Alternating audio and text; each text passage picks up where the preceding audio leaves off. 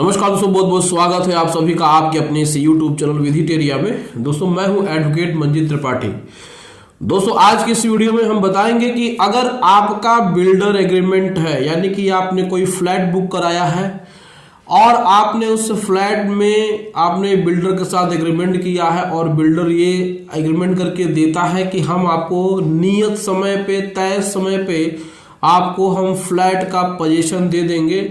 और उसके बाद ही आपको ईएमआई देनी होगी। और इसके लिए आपको किसी भी संस्था से, किसी भी फाइनेंशियल इंस्टीट्यूशन से आपको लोन प्रोवाइड करा दिया जाता है और उसके बाद फिर आपका लोन चालू हो जाता है। और यहाँ पर बहुत सारी चीज़ों का दावा किया जाता है, लेकिन बाद में सभी दावे फेल हो जाते हैं और पता चलता है कि आपके साथ चीटिंग हो गई, आपके साथ धोखाधड़ी हो गई और आपके ऊपर बहुत सारा फाइनेंशियल बर्डन हो गया जिसको कि आप दे नहीं पाते हैं। तो ऐसे कंडीशन में फिर बैंक वाले आपको नोटिस भेजते हैं, आपको लीगल नोटिस भेजते हैं, आपको आर्बिट्रेशन की नोटिस भेजते हैं, आपके घर पे रिकवरी एजेंट भेजते हैं।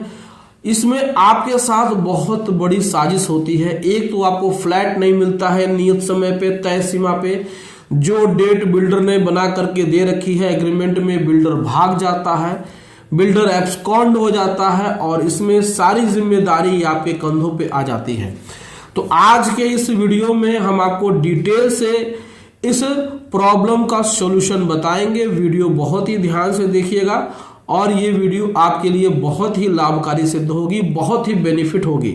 वीडियो को स्टेप बाय स्टेप आप देखते जाइए, कैसे कैसे क्या करना है इसको नोट डाउन करते जाइए,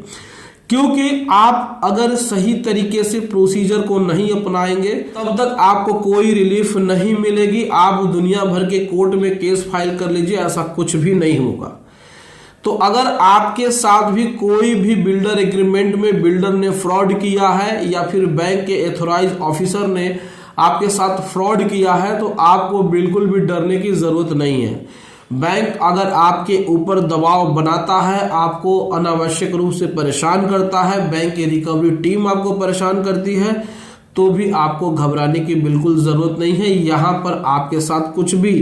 इनजस्टिस नहीं होगा, कुछ भी अन्याय नहीं होगा। दोस्तों देखिए, सबसे पहले तो आप क्या करिए कि अगर आपके साथ बिल्डर एग्रीमेंट हुआ है और आपका किसी भी बैंक से फाइनेंस हुआ है, लोन पास हुआ है और आप उस लोन को अभी पेमेंट नहीं कर पा रहे हैं क्योंकि पोजीशन आपको नहीं मिला है, आपका घर आपको नहीं मिला है और जो बिल्डर है वो भाग गया है, बिल्डर का कहीं पता नहीं चल रहा है और न ही बैंक वाले आपके साथ किसी भी प्रकार से रियायत बरत रहे हैं, वो किसी भी प्रकार से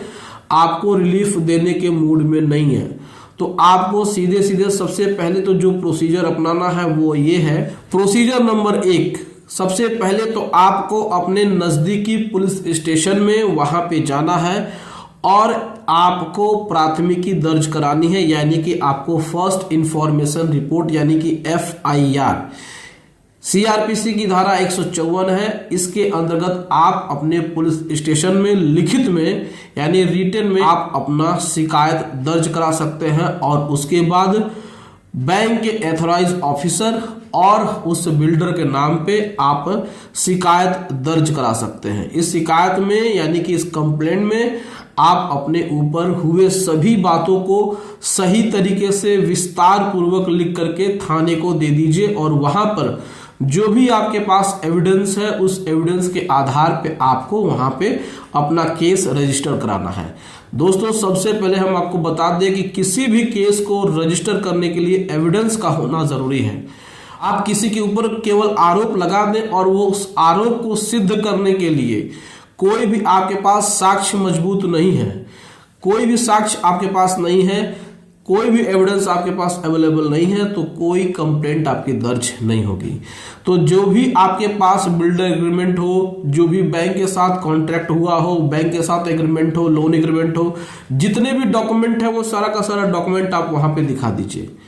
वहां पे अगर केस आपका रजिस्टर्ड नहीं होता है तो भी आपको घबराने की जरूरत नहीं है। यहाँ पे प्रोसीजर नंबर 2 क्या कहता है? प्रोसीजर नंबर 2 कहता है कि अगर आपका केस लोकल थाने में FIR के रूप में दर्ज नहीं होती है तो आपको बिल्कुल घबराना नहीं है। आप अपने उस शहर के वरिष्ठ पुलिस आयुक्त जो कि आपके कमिश्नर या फिर अगर DM प्रणाली का है तो DM के यहाँ आप उसी तरीके से रिटन में एक कंप्लेंट उसी एविडेंस के आधार पे दर्ज करा सकते हैं। आप कमिश्नर को या डीएम को लिखित में शिकायत कर सकते हैं कि आपको जानबूझकर साजिशन इस फ्लैट में एग्रीमेंट कराया गया और जानबूझकर के बैंक ने उसमें लोन कर दिया और आज की डेट में जो बिल्डर है वो भाग गया है। अब बैंक हमारे ऊपर अनावश्यक रूप से इस पर दबाव बना रहा है कि रिकवरी टीम हमारे पास आ रही है, बैंक की लीगल नोटिस बराबर आ रही है, बैंक के कॉल्स हमारे पास बराबर आ रहे हैं, बैंक ने हमारे ऊपर आर्बिट्रेशन फाइल कर दिया है, हमने जो सिक्योरिटी में चेक दिया है चेक बाउंस का मुकदमा कर रहे हैं, अगर हमारा ईसीएस कट रहा है तो वो ईसीएस बाउंस का केस करने के लिए एडवोकेट की नोटिस भेज रहे हैं। तो दुनिया भर के लीगल एक्शंस हमारे अगेंस्ट में ले रहे हैं, लेकिन वो बिल्डर के अगेंस्ट में कुछ भी नहीं कर रहे हैं। तो ऐसा एक शिकायत पत्र आपको देना है।